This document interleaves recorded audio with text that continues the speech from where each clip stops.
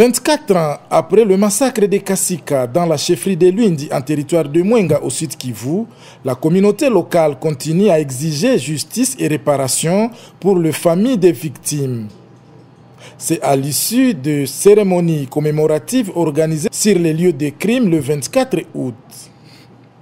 L'événement malheureux avait eu lieu le 24 août 1998. Le bilan évoqué fait état de plus de 800 personnes mortes, principalement de femmes, des enfants, certains encore bébés. Mie ndio nilikuwa tumika na wale wa maseri watatu na kaka yangu alikuwa Grace Mnariste na wapili mwetu. Walituchomokea, ilikuwa asubuhi, tulikuwa mkanisa. Padiri akatubeba, akatuonyesha tu mlango ya kupita na njoo shiba moto kapata mlango ya kutoka. Ule kaka mkukuya kuangalia mzee hapa akapata masasi pale mbele ya mlango. Ba masere baliuawa na bisu na kuwavua manguo. Mimi ndio nilifika na wafunikia ba masere manguo. Mimi nabafunga kuwafunikia na kukamata mili yao kutia mkanisa. Na maisha ikabaki inatuharibikia lote. Tushakia tunahangaika. Hatuona kitu fake kitu, kwanza tushakuwa balevi na atakuwa wanakunywa pombe. Tunaanza kufanya usiku mkakucha tukaona tu teni. Au kuna sura ya Mnyoranda tunakumbuka ile nani tulipata mateso mingi.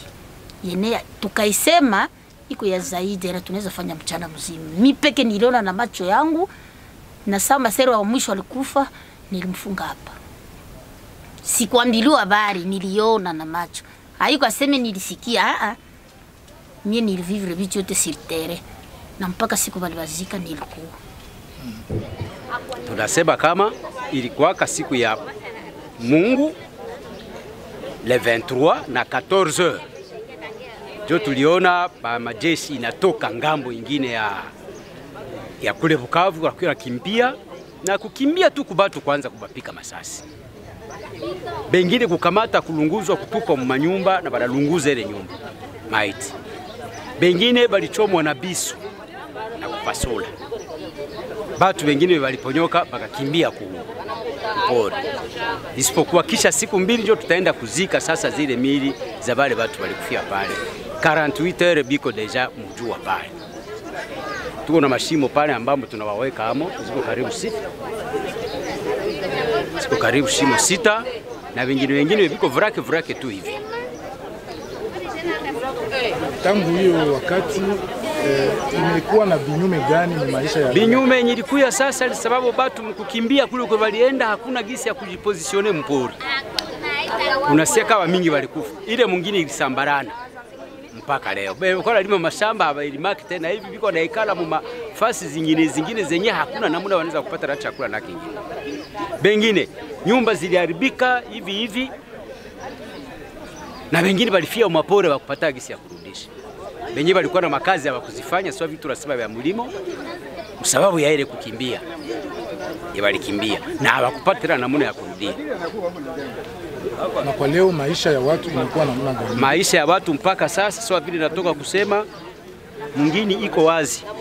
Watu walikimbia vile bachache wenye biko wanaishi kwa hali ya taabu sababu ya kukosa kufanya kazi za milimo. Sasa vile mimi hapa mpaka mimi nakuwa traumatize hadi mpaka leo hata saa hii kupita na bale bandugu marafiki benye tukua nao pamoja habako tena na maisha yangu siwezi zipasao hadi mpaka siku nitakufa. Aujourd'hui, les bourreaux encore vivants circulent librement et ne sont pas inquiétés. Parmi les victimes, il y a le grand chef coutumier Lemwami Moubeza et son épouse, un prêtre catholique et d'autres religieuses. La vie jusque-là, elle n'a pas encore repris comme telle. Avec ce qu'il y a comme crise en répétition et dans une chefferie où on a décimé plus de 30% de sa population et le reste de la population qui a fait plus de 10 ans dans la brousse, c'est maintenant que la vie commence un peu à reprendre, mais malheureusement, il y a eu aussi, comme si le malheur ne vient jamais seul, c'est dans cette même chefferie où on a vu l'apparition de Ebola. Donc, c'est que quand la vie voulait reprendre un peu, il y a encore un malheur qui était lié à Ebola. C'est que jusque-là, la vie, les gens cherchent un peu à se relever, mais ce n'est pas toujours facile. Et ce qui est triste pour nous, ce qui est triste, est qu'il y a eu cette barbarie, mais la communauté internationale cédait.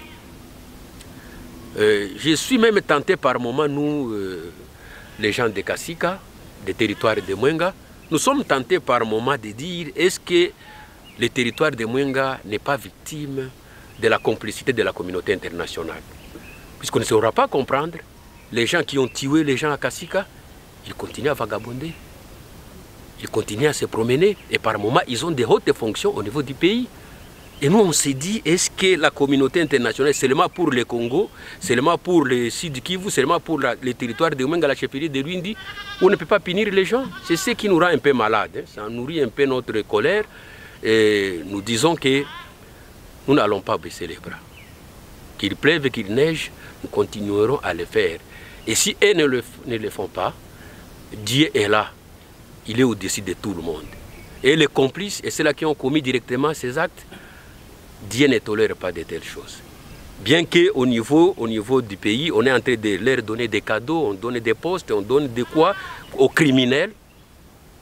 Mais Dieu ne ferme pas l'œil. Nous réclamons justice et réparation. Fa rekomandasyon yetu kumashirika zote za kutetea haki ya binadamu ili watetee na wafatilie hao watu ambao walikometre hii mamasakre ya hapa Lwindi.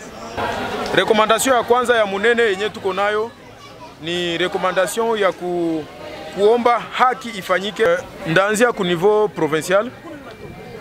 Vision kwetu sawa gisi shirika la raia tunaweza kuomba gavana ama jimbo yetu isaidie kukuwa na attention particulière ku sheferi ya Lwindi nafasi yote kwenye mauaji lifanyika, sababu wale raia wanaishi vibaya.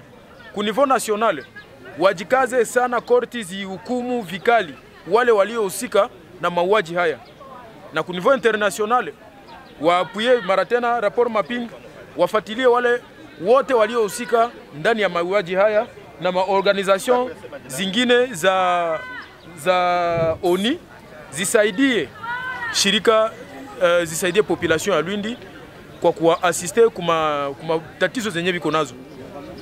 Les tueries de Kasika seraient les représailles de la mort d'une vingtaine d'officiers de l'armée rwandaise dans une embuscade leur tendue par les groupes d'autodéfense locale de Mai Mai sur la route Bukavu-Mwenga.